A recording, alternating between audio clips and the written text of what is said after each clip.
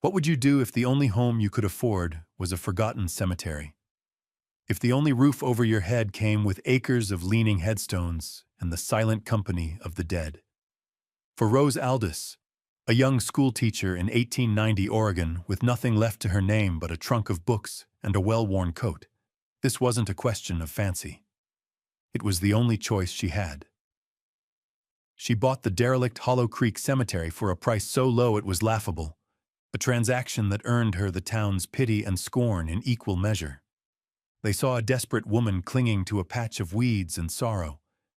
But the truth waiting inside that neglected land, buried deeper than any coffin, was a secret that had been sealed for 50 years. It was a story of greed, of a stolen legacy, and of a quiet justice that would rise from the very soil everyone else had abandoned. Settle in and let us know where you're watching from, because this is the story of the woman who bought a graveyard, and in doing so, unearthed her own history. Rose Aldis arrived in Hollow Creek on the back of a mud-splattered wagon, the late autumn mist clinging to her dress like a second skin. She was 24, but the past year had carved lines of an older woman around her eyes. A false accusation from a wealthy parent at her school in Portland had cost her her position, her reputation, and the small room she rented. With her own parents long gone and no family to speak of, she was adrift. Her meager savings had dwindled to almost nothing, spent on the journey to this remote timber town she'd only known from a faded map. Hollow Creek was a place people left, not a place they came to. She had $112, a letter of introduction that was now useless, and a quiet, stubborn refusal to be broken entirely. She had spent her first night in the town's only boarding house, the thin walls offering little comfort against the cold or the stares of the other lodgers.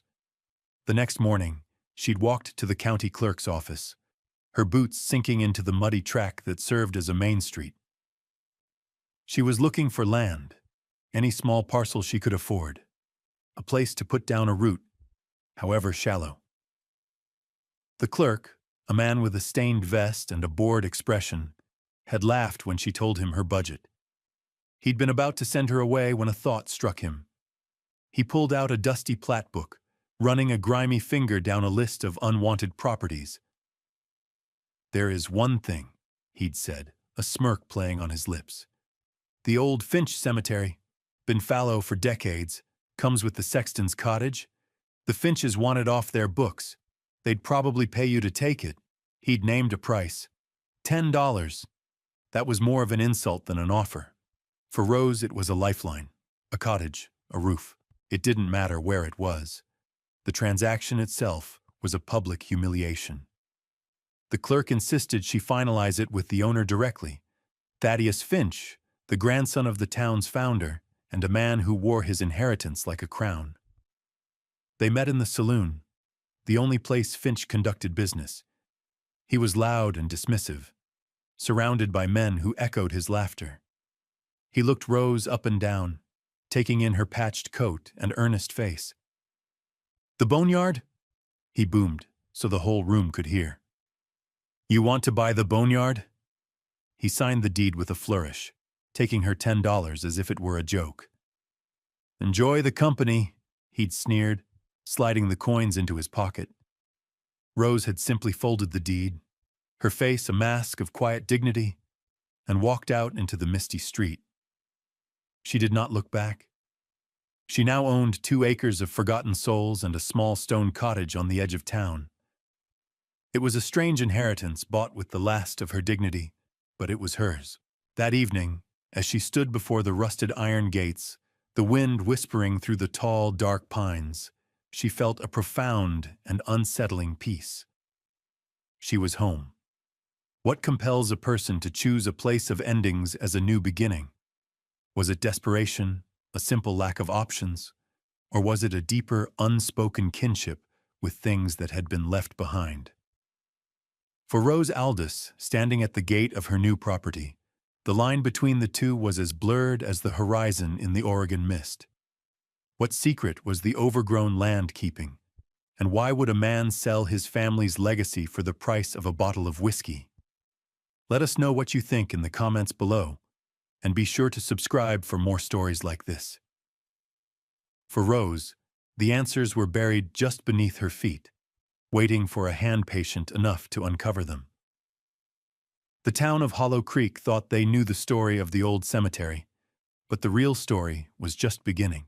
The first trip into town for supplies was an ordeal of whispers. As Rose walked into the general store, the handful of customers fell silent, their eyes following her as she moved between barrels of flour and sacks of beans.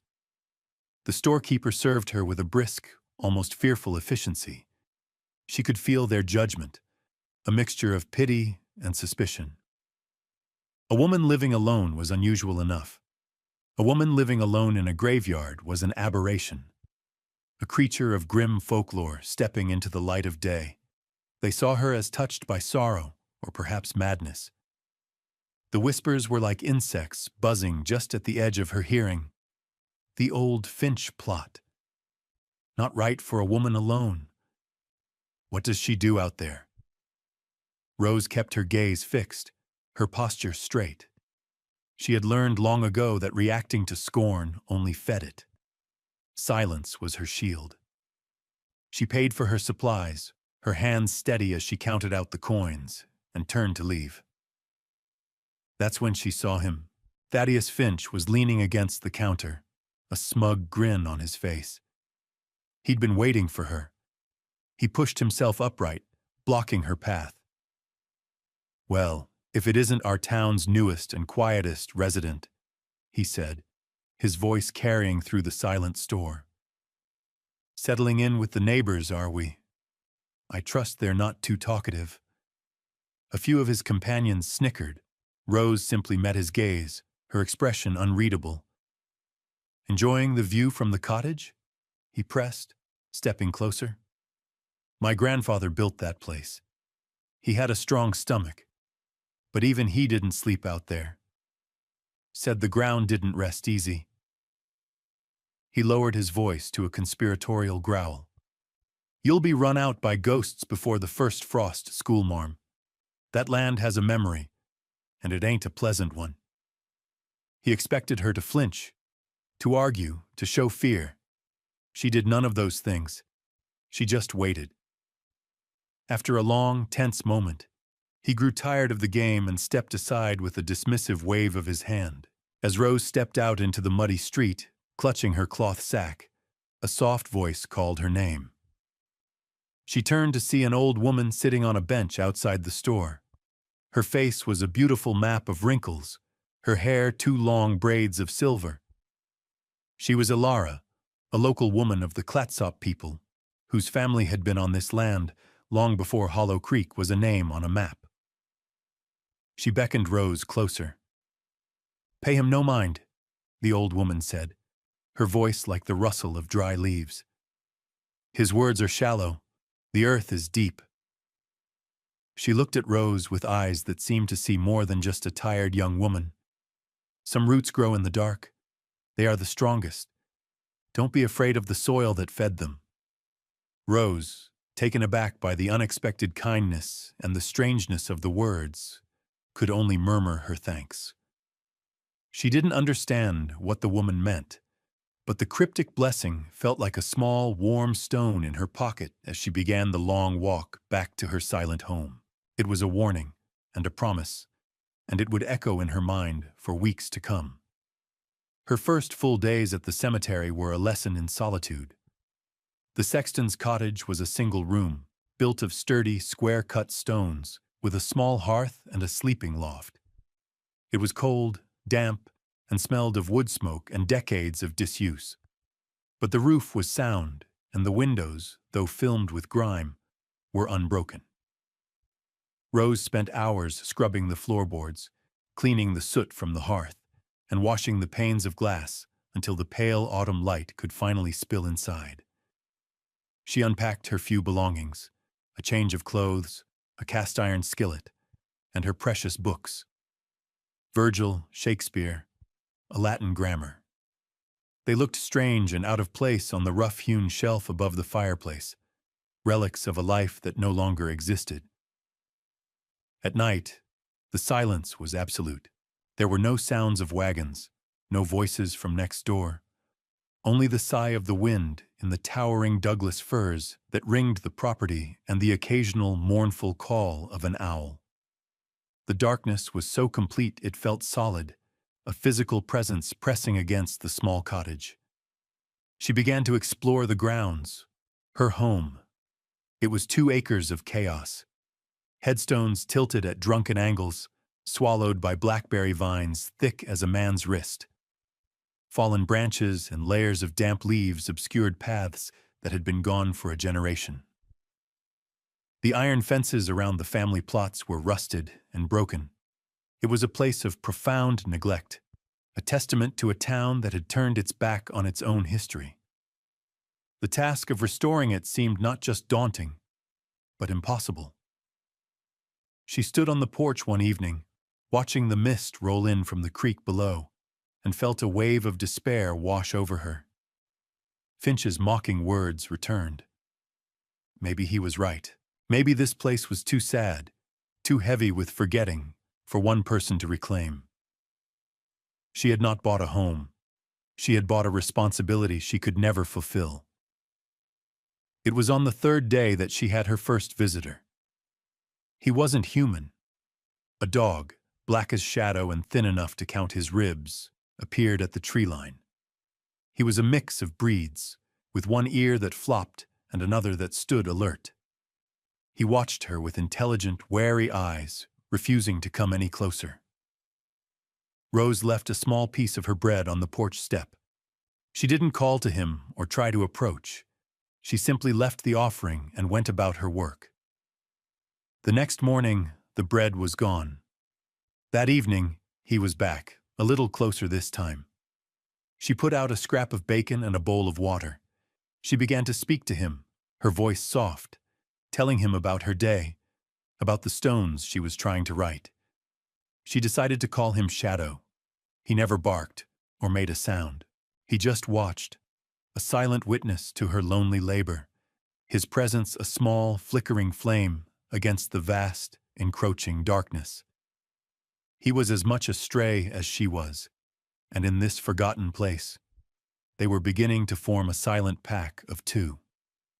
The work became a ritual, a way to mark the passing of days that would otherwise have blurred into one long, gray expanse.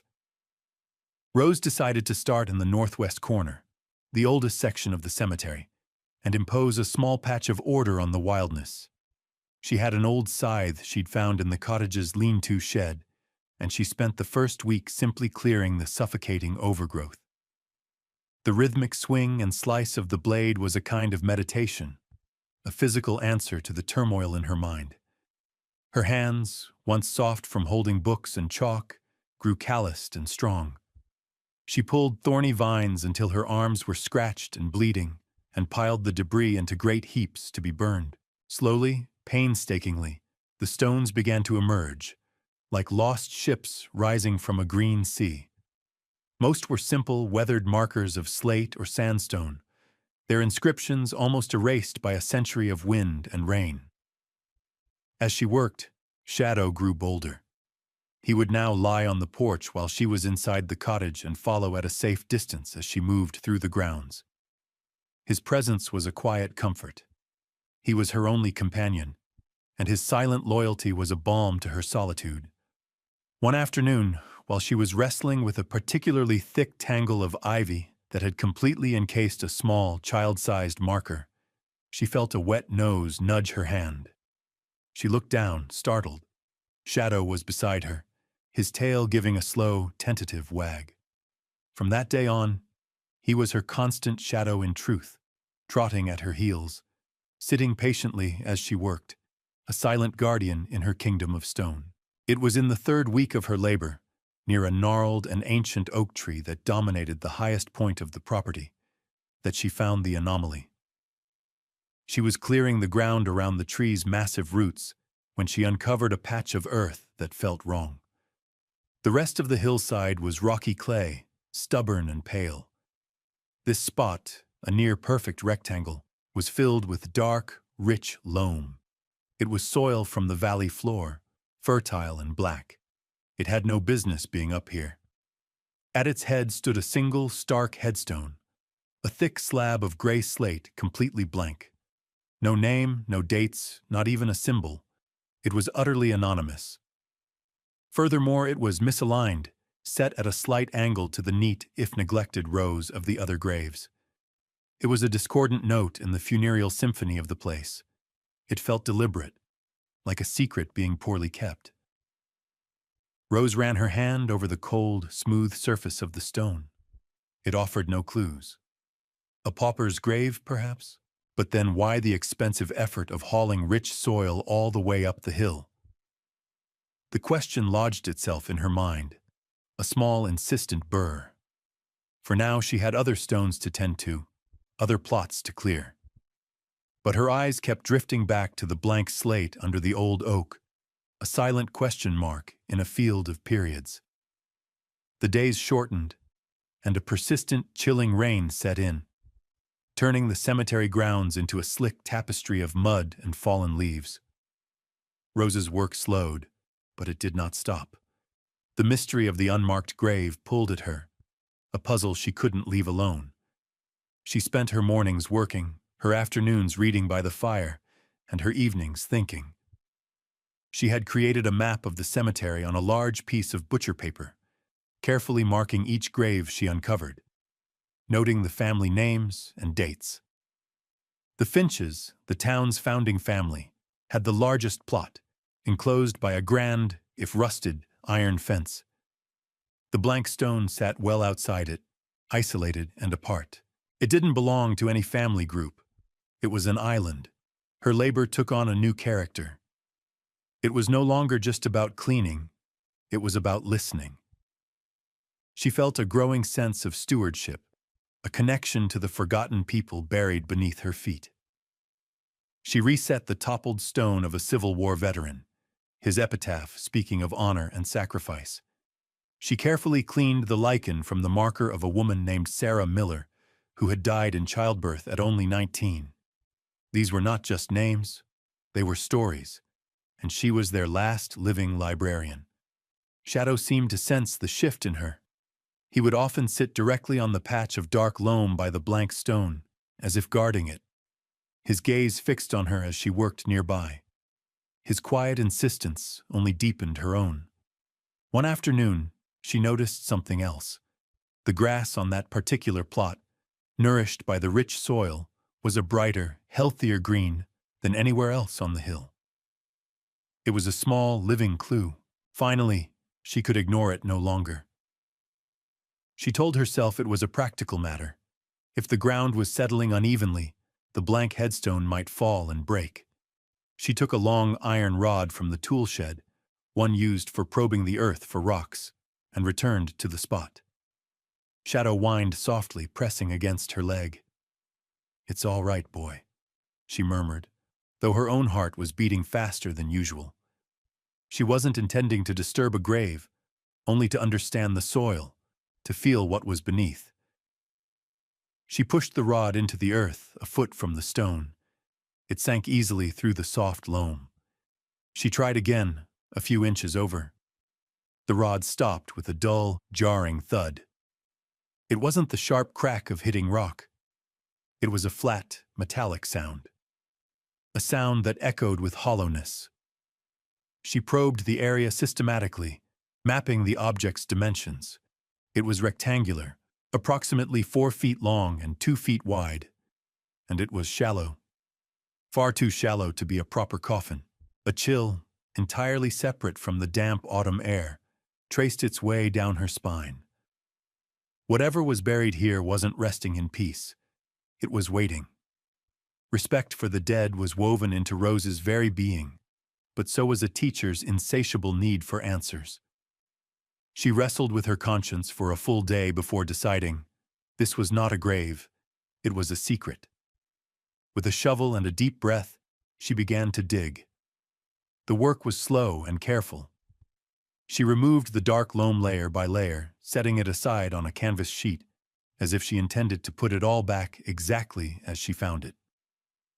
Shadow paced nervously, letting out low whines. his animal senses alive with the strangeness of her task. An hour into the work, the flat top of an iron box came into view. It was black and pitted with rust, but solid. It was not a coffin, but a casket, a strong box built to withstand time and secrets. As she cleared the last of the dirt from its lid, she saw a crest forged into the metal, a stylized finch, its beak clutching a small, intricate key. Her breath caught in her throat. This belonged to the founder, Jedediah Finch. It took all her strength, wedging the sharp end of a crowbar into the seam of the lid, to break the seal. The groaning shriek of tortured metal echoed across the silent hillside. For a moment she froze, half expecting the sound to bring the whole town running. But there was only the drip of water from the pine boughs and the sound of her own ragged breathing. With a final desperate heave, the lid gave way. She lifted it, her muscles trembling with effort and anticipation. Inside, there was no body. The interior was lined with oilcloth, still supple and waterproof after all these years. On top lay a thick, leather-bound ledger. She lifted it out. Its pages were filled with neat columns of names, dates, and figures. Beneath it was a bundle of deeds, tied with a faded silk ribbon. And at the very bottom, resting on the oilcloth, was a single, heavy document of folded vellum, its flap held closed by a formidable wax seal bearing the same crest as the lid. It was, she knew with a certainty that made her hands tremble, a last will and testament. As dusk began to bleed through the trees, she carried her impossible findings back to the cottage. She lit the lantern, its golden glow pushing back the shadows, and sat at her small wooden table. She opened the ledger first. It was a meticulous, secret accounting of every burial plot sold in the cemetery for 50 years. Beside each payment was a second entry, under a column headed Town Tithe. A tithe that, according to a note in the margins, was never paid. Then she unrolled the deeds. They were the original land grants for the town of Hollow Creek, including the cemetery itself. A clause, circled in faded ink, stated the land was to be consecrated and turned over to the township upon the establishment of a church. It never had been. The land she stood on was still, legally, private Finch property. Finally, with a deep breath, she broke the wax seal on the will. The script was dense, elegant, and written entirely in formal, legal Latin. For anyone else in Hollow Creek, it would have been indecipherable. But for Rose Aldous, the disgraced schoolteacher with a passion for the classics, it was as clear as day. And as she began to translate, the carefully constructed history of Hollow Creek and of the Finch family began to unravel completely. The document began not with the usual bequests, but with a father's fury. It spoke of a son, Thaddeus I, whose greed and cruelty had broken his father's heart. For these sins, the will declared him disinherited, and it named a new heir to the entire Finch fortune, the timber rights, the bank shares, the very land the town was built on.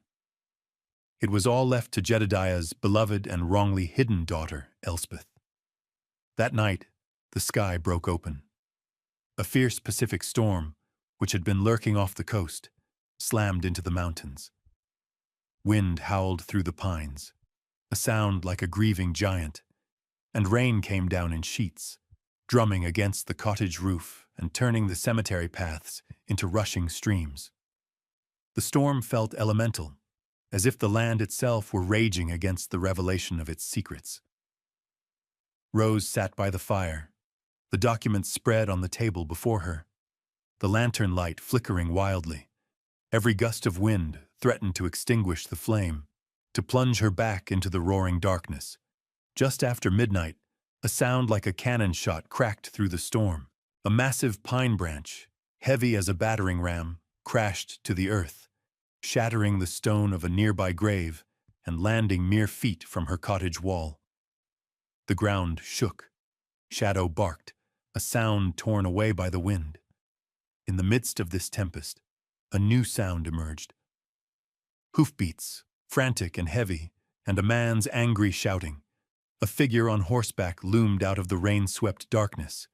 It was Thaddeus Finch, his face slick with rain, his eyes wild with drink and fury. He threw himself from the saddle and hammered on her door. "I know you're in there, you grave-robbing witch!" he roared over the wind. "Someone saw you digging. This is private property, my property." He rattled the latch, threatening to break the door down. Rose's blood ran cold. She was alone, miles from any help, with a man who had every reason to silence her. But as she looked at the will on her table, a new and unfamiliar strength flooded through her. It was the righteous anger of the disinherited, a fury she was now the custodian of. She grabbed the heavy iron poker from the hearth and unlatched the door. She held the lantern high, its light illuminating her pale, determined face. Shadow stood beside her, a low growl rumbling in his chest. "This isn't your land, Mr. Finch," she said, her voice shaking but clear and loud enough to cut through the gale. It never was. He stared at her, momentarily stunned by her defiance, then let out a string of curses and threats, promising to return with the sheriff at first light to have her thrown in jail. He remounted his horse and galloped away, swallowed by the storm. Later that night, another knock came, this one timid. It was a family, their wagon disabled by a fallen tree. It was the Millers, whose family plot she had so recently tended. Their children were soaked and shivering. Without a second thought, Rose brought them inside, sharing her small store of food, her blankets, and the warmth of her fire. As she comforted the sleeping Miller children, she knew she had made her choice. This place was not just about the dead. It was about the living. She would not be frightened away. The storm passed with the dawn, leaving a world washed clean and broken. Rose left the Miller family sleeping in the warmth of the cottage and, without stopping for food or rest, rode the 10 miles to the next county seat, a larger town with a courthouse and a reputation for sober-minded men of the law. She clutched the oilcloth bundle of documents to her chest the entire way. She sought out the office of a lawyer named Silas Croft, an older man known throughout the region for his sharp mind and unwavering honesty. He listened to her story patiently, his expression betraying nothing as she laid out the tale of the unmarked grave and the iron casket. Then, she laid the documents on his desk. He spent over an hour examining them, reading the ledger, checking the seals on the deeds, and most importantly, translating the Latin will himself. As he read, his eyebrows climbed higher and higher. When he finally looked up, his calm demeanor was gone, replaced by a look of profound astonishment. "Miss Aldous," he said, his voice hushed with awe, This is impeccable. The will is ironclad. The evidence of fraud is undeniable. The history of your town is a lie." They rode back to Hollow Creek together. A crowd had already gathered at the small town hall, drawn by the news of Thaddeus Finch's furious accusations. Finch was there, smug and confident, with the local sheriff by his side, ready to arrest Rose on sight. He began to shout the moment he saw her, calling her a thief and a trespasser. Mr. Croft held up a hand, and the sheer authority in the gesture silenced the room. Calmly, methodically, he laid out the truth. He presented the founder's will, reading his own English translation aloud for all to hear. He explained the land fraud, the unconsecrated ground, the decades of stolen fees detailed in the ledger. A wave of murmurs and gasps rippled through the crowd. The Millers, standing in the back, spoke up, telling everyone how Rose had sheltered them during the storm.